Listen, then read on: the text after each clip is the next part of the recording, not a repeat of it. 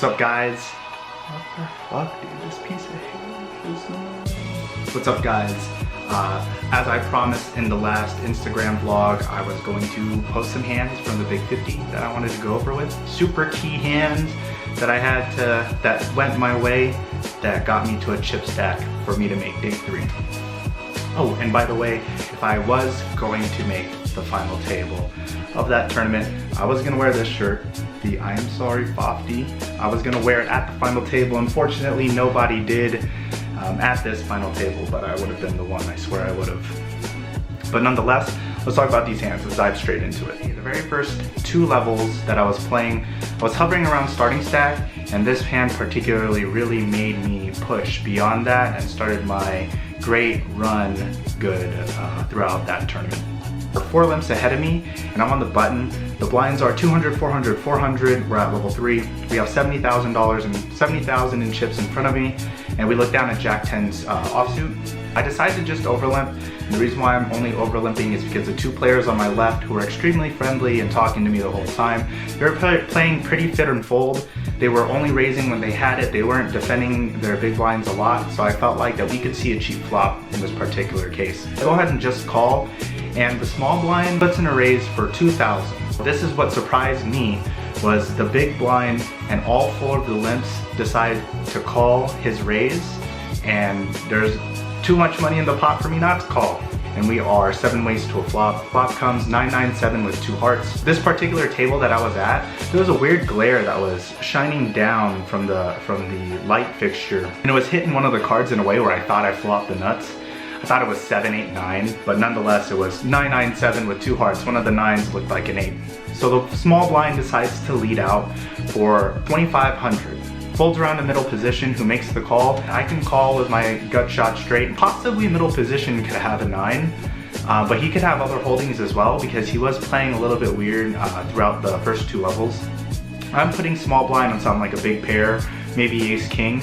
So I decided to call, hopefully to get some help on the turn. I also have the jack of hearts, so I can have the gutter and any heart that will help me make better decisions on the turn. So the turn brings the queen of clubs. So I now have improved to an open-ended, and the small blind once again leads out for only 5,000. The middle position player calls again, which I really don't know where to put him in the hand, but I decide to call as well to hopefully bink out an 8 or a king and then maybe make some decisions on the river. And the river, sure enough, was the beautiful king of spades. The small blind checks and the middle position player checks. So I'm wondering, why are they checking to me? And at this point, my thought process is I hit my dream card that I needed. If the small blind has a big pair, I could probably still get paid. I don't know what middle position player has, but if he's gonna go over the top and stack me with a boat, then so be it. I can still rebuy, it's still really early, and I was prepared to play this tournament for 3 bullets. So I decided to make a bet for 25,000. The small blind calls and middle position player folds. I flip over Jack 10 and the small blind player flips over pocket aces. So took down an $83,000 pot there, and very happy, and that sort of propelled me to have a chip stack size to really play that first table the way I really like to play. We get a table change, and this is one of the first hands that I got when I did the table change. We are sitting with 115,000 and it's level 8, the blinds are 800, 1600, 1600. We are under the gun and we have pocket aces. I decided to put in a raise for 3,500. Folds over to the cutoff, who decides to raise to 11,000. Now this cutoff player, I don't have any reads on him, but my default is if somebody's 3-betting me with aces and I have no reads, I'm gonna probably just pile. And folds around to me, and sure enough, that's what I do. I'm shoving all in. There's no I feel like with my chip stack size, if I 4-bet, it's gonna look a little bit stronger. He does have me covered. He sort of looks like an OMC, but like an Asian flavored OMC. So hopefully, with me shoving, he can make more mistakes with other holdings like kings, queens, and ace king. So sure enough, I shove, and he snaps it off with queen, queen. The board runs out clean, and we take down that $234,000 pot. He was telling me that he thought I had pocket jacks. So this third hand's actually against the same player that I got with the pocket aces. We have 230,000 in front of us. The blind, it's level 9 and the blinds are 1K, 2K, 2K. Folds around to the OMC who raises to 4,500. He's in the cutoff. And it folds back around to me and I'm in the small blind with Queen Jack offsuit. Now typically I like to play my small blinds 3-bet or fold because I don't really want to be playing Queen Jack offsuit out of position because it'll just give me more opportunity to make mistakes. I'd rather be going into the flop with the aggression. For some reason or another, I don't know why I did it at that time, but I decided to just call and the big blind ends up folding. So as played, I just called and we're heads up to a flop. The flop comes King, King, 9 with 2 clubs. And I check and he bets out 6,000. Now, for some reason, I did opposite of what I should have done pre-flop is I decided to 3-bet. So I 3-betted because I sort of figured that I still have the gut shot. I have the queen of clubs as well, so there's some turn cards that can help me just in case he does call. If he does shove, I'm okay with folding too. Because of our chip stack sizes, he has a small stack. So he started a hand with like 50, 60,000 in chips. He was just slowly trying to chip up. So I decided to raise. It's a super dry board. If he has a king, he's always going to be calling. I have no reason to be doing this, but my thought process was if I raise on this flop and just get it done with right then and there, maybe I could just take it down. But nonetheless, I raised to 15,000 and he ends up calling. The turn brings the beautiful 10 of diamonds. I let out for 25,000 and he snap shoves for 40K. I snap call and we hold. He ends up flipping over King 8 offsuit.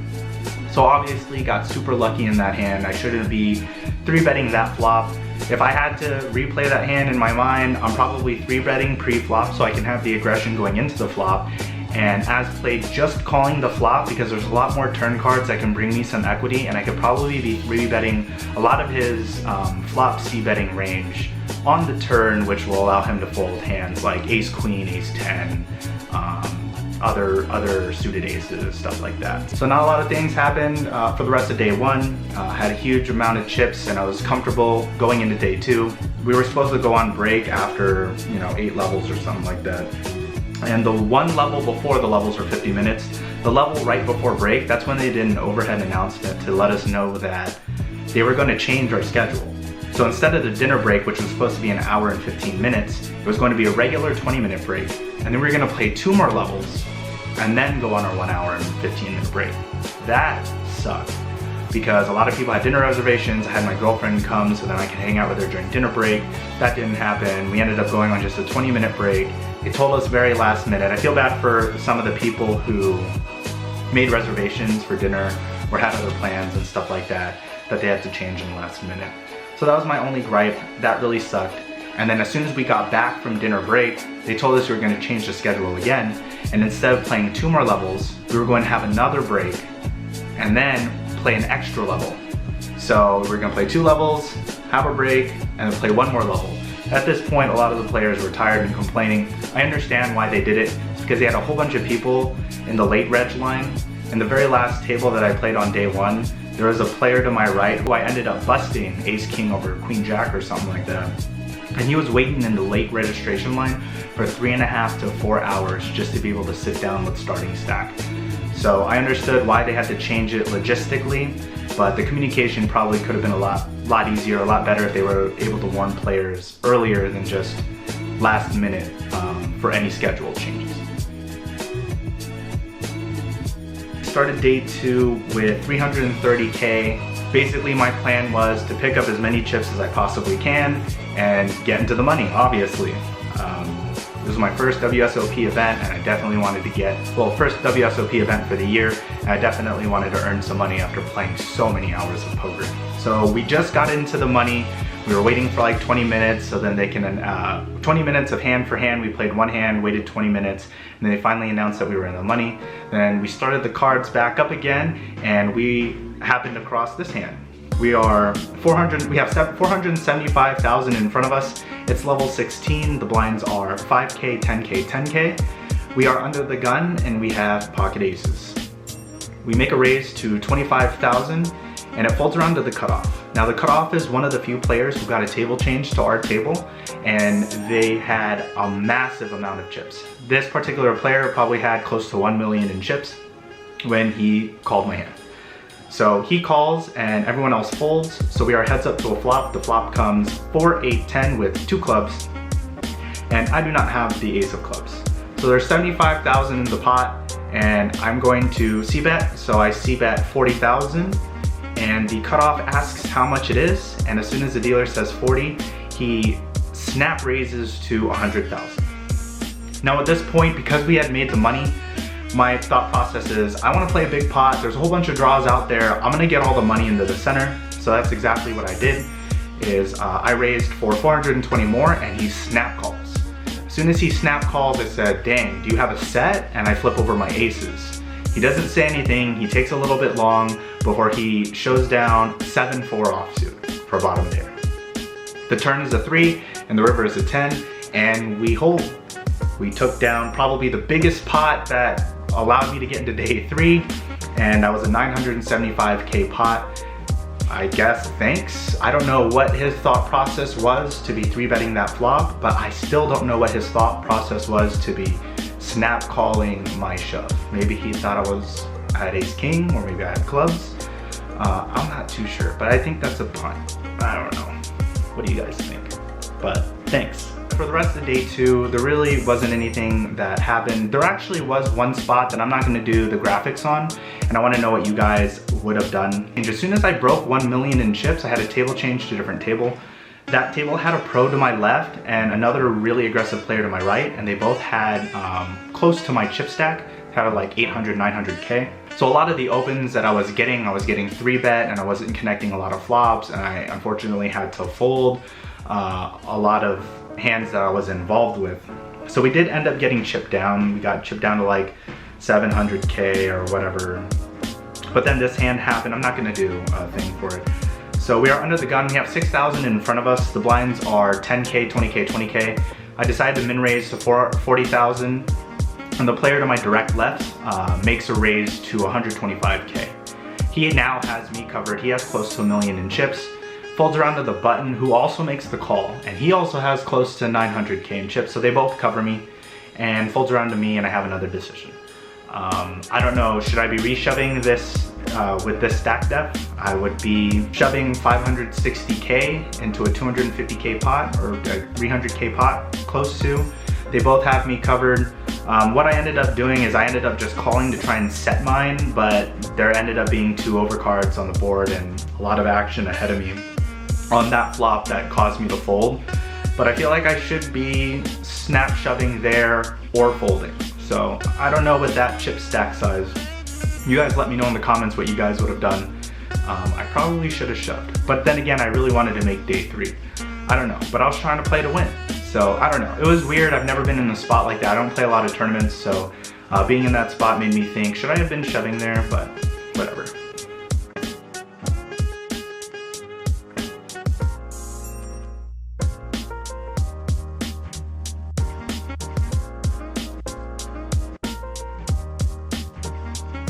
At the start of day 3, we were actually in a seat, I think we're in the 2 seat, and unfortunately the big blind lands on us, so we have to pay the big blind and the big blind ante. So we did lose 2 blinds there, and then half a blind in the small blind. I folded both of them, and then we're on the button. So we're on the button with about 12.5 big blinds, and we look down at ace jack. So it folds around to the cutoff, who makes an open to 70,000.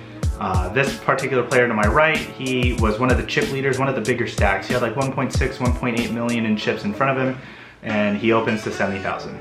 No brainer for me. I'm going ahead and I'm piling it all in there. I think that he could be opening suited connectors, suited aces.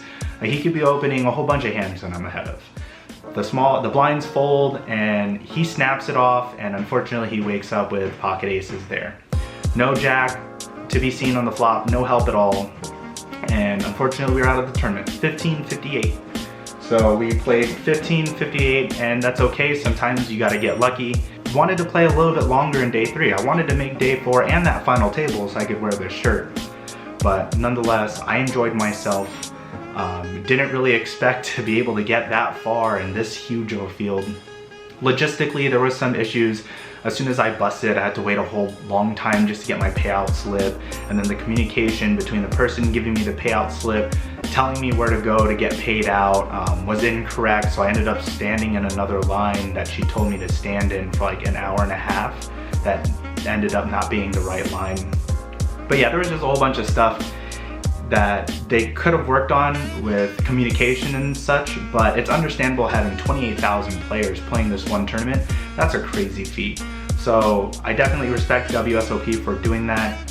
It definitely sucks having to go through, you know, sort of those last minute changes and stuff like that, and hopefully they'll be able to tweak it out. My opinion on these low buy-in events, like, yeah, it's great. It gives people the opportunity like me who doesn't want to play a whole bunch of like 1Ks or $1,500 events to play for a bracelet. And there's no other feeling than playing in the World Series of poker, like to be able to play for a bracelet and play against all these other players. The feeling is, you know, second to none. So the next tournament that I am going to be playing is the Colossus in a couple weeks. I'm going to play a $200 daily deep stack this Saturday. There's a weird consensus. There's a lot of people who I play with that say don't play them because, you know, it's a shove fest, and a lot of people who say yes, play them. There's weak players and it's a great structure. I'm gonna go find out myself. So I'm gonna play either the 250 1 p.m. or the 200 4 p.m. on Saturday. Play some cash tomorrow, probably at the series and at the Flamingo. Flamingo's spreading a 1-1 PLO right now. So nonetheless, if you guys want to keep up with my live updates, follow me on Instagram. The link is below in the description. But other than that, if you guys like what you see, hit the sub button below. Thumbs up if you like it, thumbs down if you didn't. If you guys see me at the World Series of Poker, say what's up. I've met a whole bunch of you guys already. We're approaching 1,000 subs. I can't wait. Hopefully this video will be able to push me over the 1K mark. But yeah, if you guys are down here grinding it out, good luck to you, and hopefully you guys make some deep runs and let's make some more money. Peace.